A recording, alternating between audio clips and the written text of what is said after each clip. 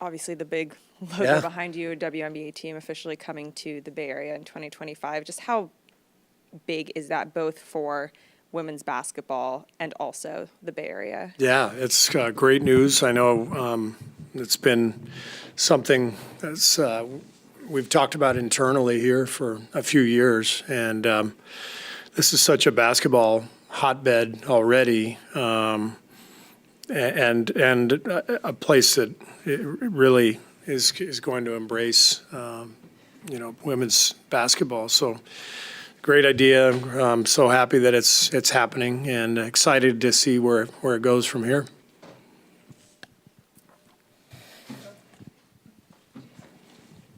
Hi, Steve. Michelle Smith.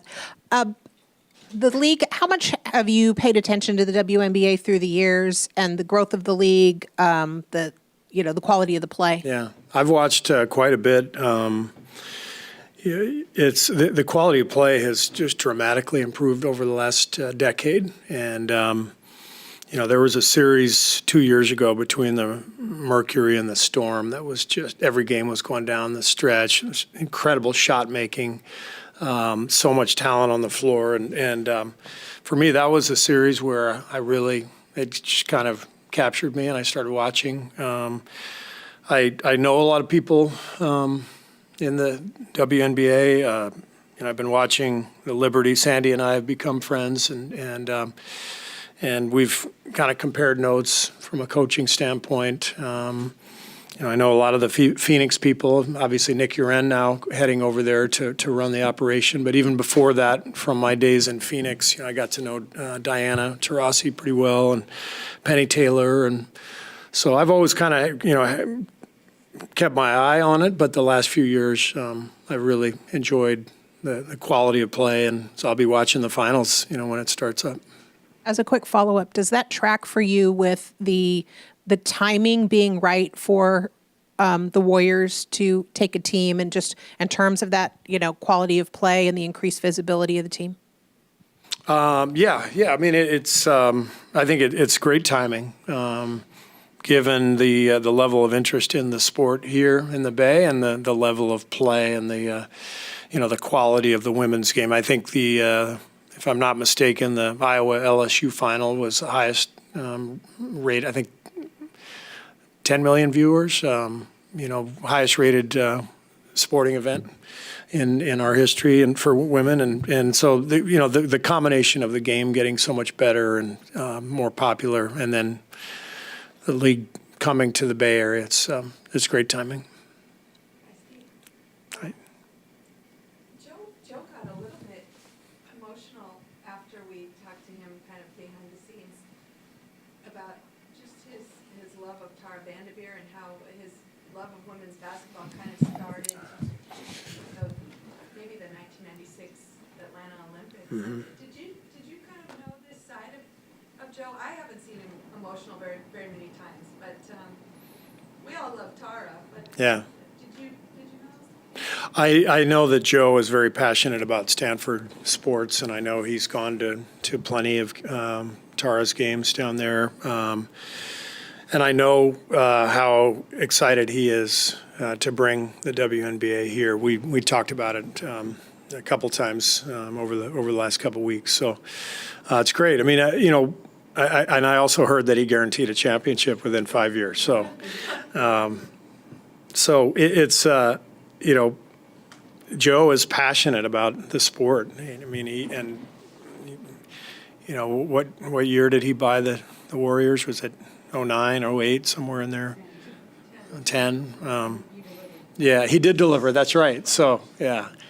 But, you just think about the Warriors' fortunes changed the second Joe bought the team and said, we're going to win in 5 years. I mean, because he delivered every resource to strengthen the organization at every level.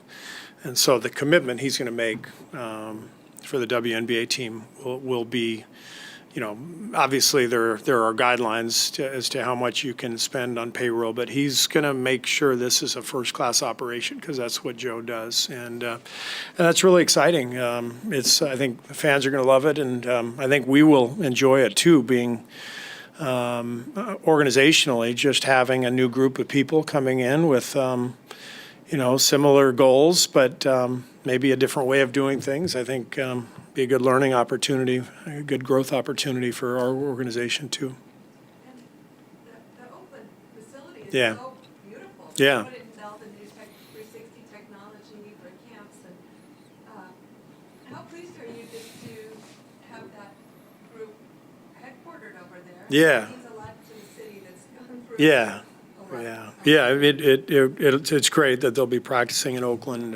There'll be a true Bay Area team. That facility's fantastic. I wouldn't mind practicing over there once in a while myself with our team, but it's great that it'll be used. I know it's used for camps now and a few other things, but it's great that it'll be used, all season for them.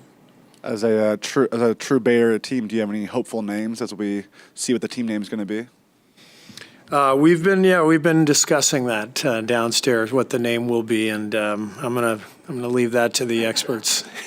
One non-WNBA question. With Kevon, we know that he's doesn't need to be always the loudest speaker, with also being such a big leader for you guys. With somebody like Andre gone, do you see him maybe being more vocal, or does his role there kind of stay the same for Kevon? No, he's Loon is Loon. He's not all of a sudden going to start talking just because Andre's gone. Remember, Draymond's still here, so. But I think what makes Loon so respected in the locker room is it's his actions day in and day out. He's just, I think I've said this, he's a metronome, it's just every day. It's just, there's a rhythm to his routine, and it's so consistent. And he's put in so much work over the years that the guys, they love him and respect him. And every once in a while he will say something, but, when he says something, it's very meaningful. Probably not top of mind. You're immersed in training camp stuff, but today Joel Embiid gave his commitment to Team USA, and then on media day around the league, you saw so many big name guys kind of give their commitment and desire to play for Team USA. As the coach, how encouraging is that just to see these guys want to play in Paris next year? Yeah, I mean, I couldn't be more excited about Joel's decision. We talked last year, both meetings in Philadelphia and here, where, we're kind of recruiting him, and I was hoping that he would decide to play for us. And so Grant gave me the news, and so hearing the news was great, and I'm really, really thrilled to have Joel aboard. And then, the rest of the team will take shape as Grant and Sean Ford kind of lead that process, and it's exciting to see where it all goes. How much have you talked with Rick so far already about how to attack, rest, and just management of these guys? I mean, we follow the performance staff's recommendations on how hard to practice every day. They're monitoring everything with the players, and they work with a lot of data, a lot of research. So, for example, the first 2 days were long, difficult practices. Today was much lighter. That's all by design. So, as coaches, we're trying to figure out what we need to go through, and the performance staff is figuring out how hard we're going to run the guys. So, it's all a collaboration, but we really lean on their knowledge, their expertise on managing the players' output. You commented a few times about how good a shape some of the guys are in. How different is that maybe than recent past years? I mean, I know last year you're coming off a title, but it does seem like maybe everybody kind of ramped it up earlier this year. Well, yeah, I mean, I think losing earlier means this is longer summer. It means you're also maybe a little more motivated. Human nature, maybe last summer we let our guard down, and this past summer, guys up and down the roster really came in great shape and ready to go. So it's great to see. I mean, does that allow you, even in the preseason, but in the opener, to get guys' minute totals up quicker? And I mean, do you plan on Saturday to? Obviously, you're not going to have a full regular season rotation, but to, guys play pretty decent minutes. I don't anticipate guys playing heavy minutes. You play an exhibition game after 5 practices. To me, it's too early, but this is what we do. So we'll ease guys in. I would much prefer to have 10 days of camp before we played a real game, but it's fine. So we just adapt accordingly, and I don't anticipate any of our main guys playing heavy minutes.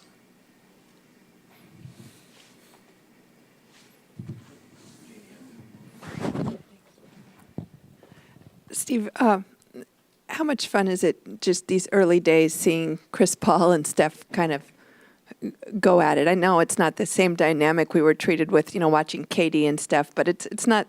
It's still pretty neat to see 2 veterans sort of. It's actually battling. Yeah, it's very similar to Is it? watching Okay. Steph and Kevin, just because you're looking at these Hall of Famers. Some of the all-time greats literally working out together and collaborating on their workouts. And Chris is he's such a hooper. I mean, he loves the game so much. I mean, every film session he's engaged, every drill. He's got so much experience and knowledge from his own playing career and people who have influenced him and coached him. So he's got great thoughts, and when he and Steph are collaborating in their drill work, it's pretty special. I didn't want to compare them exactly, but do you ever still pinch yourself? I mean, I'm coaching some. Okay, Yeah. it's pretty neat. I mean, no, every day. I mean, to have to come into the NBA and my first job, coach Steph Curry, and then and Clay and Andre and these guys, and then a couple of years later, Kevin Durant shows up, and it's like, I feel like that's all offset because I have to work with Raymond, and so it's like there's some give and take. Like life is a balance. You can't have it all. Raymond looked pretty good with the WNBA ball in his hands today. If you want to, trade trade him over there.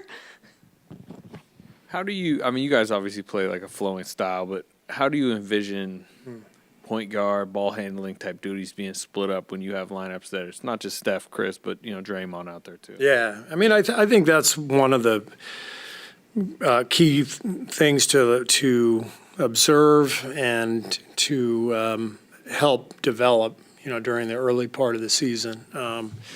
With right now, without Draymond, Chris and Steph are really easily joining together and sharing ball handling duties. Chris is such a smart player. If Steph has it, he knows exactly what to do, and he's a great screen setter. And so I think those guys will fit together really easily.